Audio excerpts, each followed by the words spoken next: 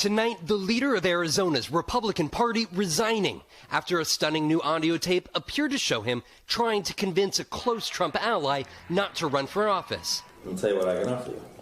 The Arizona GOP's chairman, Jeff DeWit, heard in this audio urging Kari Lake to not run for the U.S. Senate this year after she lost her race for governor there in 2022. Very powerful people don't want to keep you out.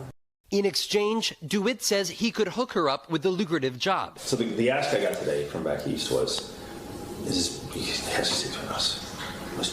there any companies out there or something that could just put her on the payroll and give her, to keep her out?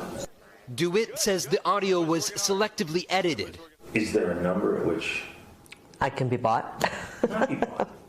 That's what it's about. You can take a pause for a couple of years. Because Kari Lake is not a public official, she is simply being asked to withdraw from politics. It doesn't fall under the language of the bribery statute. Lake, who often wears a mic, decided to run anyway after the audio was made public on Tuesday, Lake calling on DeWit to resign. We can't have somebody who's corrupt and compromised running the Republican Party. DeWit says Lake's team threatened to release a new, more damaging recording if he didn't resign.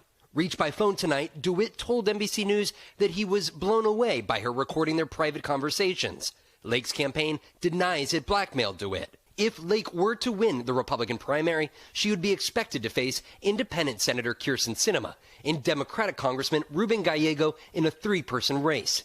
Vaughn Hillyard, NBC News.